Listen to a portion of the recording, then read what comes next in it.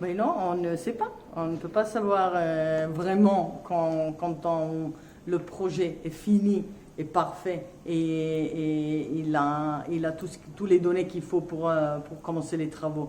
C'est un processus créatif et comme comme tous les processus créatifs, en fait, chaque fois qu'on le regarde, on trouve peut-être une autre solution, on peut faire un petit changement. C'est comme quand on écrit un texte, chaque fois qu'on le relit, on veut changer peut-être une virgule, on veut mettre un point, on veut changer un mot. Il y a toujours quelque chose à améliorer.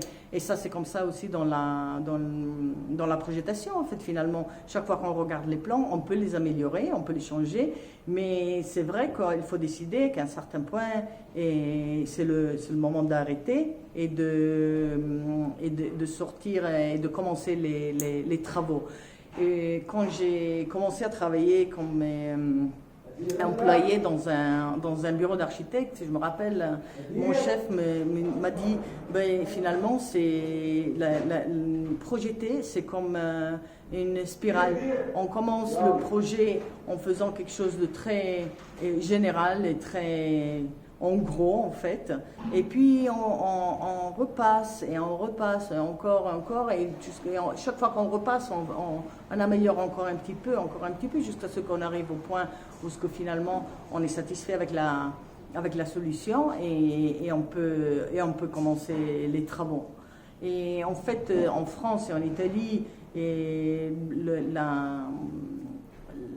le comportement disons, la culture de construction se ressemble beaucoup et finalement on prête beaucoup d'attention aux détails et aux finitions. Et ici en Israël, ça arrive un peu moins, on prête beaucoup plus d'attention en fait au rythme et on veut faire vite, on veut terminer les travaux très très vite.